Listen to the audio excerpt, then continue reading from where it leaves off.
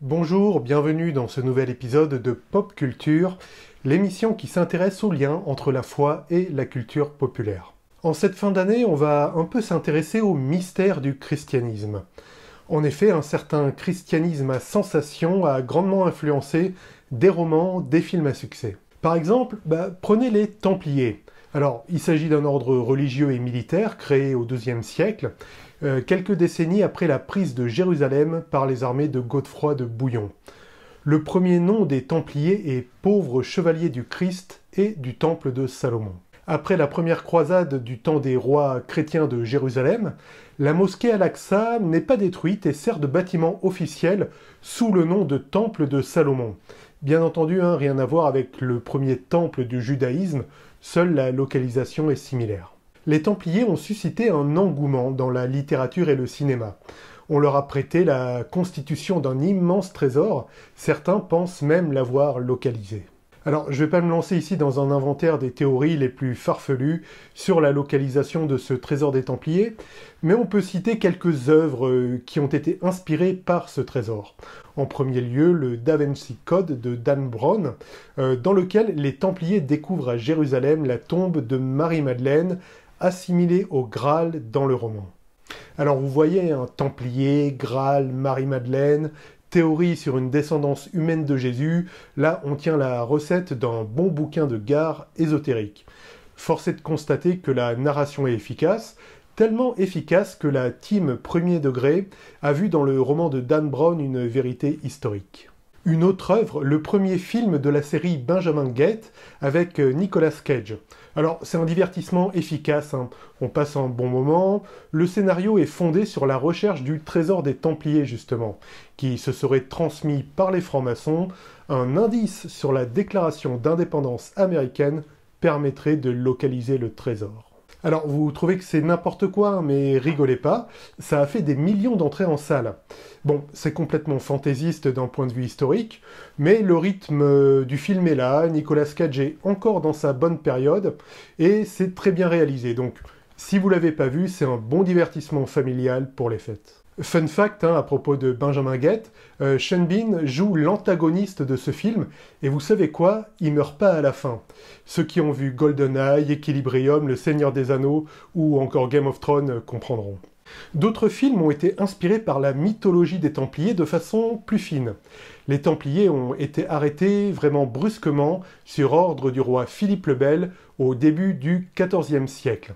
Un ordre d'arrêt a été envoyé simultanément à travers le royaume, exécuté à Paris par Guillaume de Nogaret, juriste et proche conseiller du roi. En fait, un fait similaire a eu lieu dans une galaxie lointaine, très lointaine.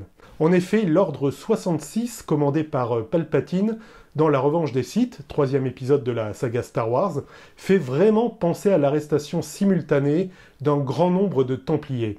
L'ordre 66 est lancé en simultané dans toute la galaxie. La similitude est vraiment grande. En effet, comme les Templiers, les Jedi sont à la fois un ordre religieux et guerrier. Cette grande purge Jedi, organisée par Palpatine, ressemble fort à la purge des Templiers, voulue par le roi et dirigée par Guillaume de Nogaret. Alors, d'autres mythes chrétiens ont inspiré les livres et les films. On peut parler évidemment du Graal. Le mythe du Graal est trop varié pour faire un résumé dans une courte vidéo. Grosso modo, ce serait la coupe du dernier repas de Jésus et ses apôtres. C'est aussi la coupe qui a recueilli le sang de Jésus. On trouve le principal développement autour de cette coupe mythique dans la littérature arthurienne. Il y a de nombreux cycles arthuriens, c'est un peu, si vous voulez, comme les super-héros de Marvel dans le Marvel Cinematic Universe. Et là, on peut dire Cocorico, un des cycles arthuriens les plus diffusés est celui de Chrétien de Troyes, qui rédige vers 1180 le roman Perceval ou le Conte du Graal. C'est une quête quasiment onirique, en tout cas très symbolique. Alors, si vous débutez dans la littérature médiévale et voulez un peu connaître l'œuvre de Chrétien de Troyes, je vous recommande plutôt de commencer par Lancelot le Chevalier à la charrette. Toujours est-il que le Graal prend dès lors de l'importance dans l'imaginaire collectif. On le retrouve plus tard au XIIIe siècle dans le cycle arthurien de Robert de Boron. C'est lui qui donne au Graal sa caractéristique de coupe du dernier repas de Jésus. Les traditions sont donc très diverses à propos du Graal. Thomas Malory unifie un peu tout ça dans son roman La mort d'Arthur, paru à la fin du XVe siècle. Pour les amateurs de romans de la table ronde, La mort d'Arthur de Thomas Malory fait un peu office de vulgate. En effet, il regroupe presque toutes les composantes du cycle arthurien. On y retrouve Merlin, la table ronde, la Dame du Lac, l'épée Excalibur et bien entendu le Graal. C'est souvent à partir de ce roman que sont réalisées les adaptations à l'écran, en particulier le meilleur film sur Arthur, Excalibur de John Boorman, sorti en 1981. A noter que le Graal est l'objet de la quête du troisième et dernier Indiana Jones, sorti en 1989. Non, il n'y a pas eu d'Indiana Jones après, hein. Le truc des crânes de cristal, ça compte pas. Non, ça compte pas, c'est pas un Indiana Jones. Une question qu'on peut se poser, certains ont-ils réellement cru au Graal, indépendamment du symbole et du mythe? En fait, probablement. En tout cas, le dignitaire nazi Heinrich Himmler a envoyé toute une division SS au château cathare de Montségur en Ariège pour essayer justement de mettre la main sur la coupe mythique. Le problème dans ce cas, c'est que les nazis comptaient y puiser je sais quel pouvoir magique.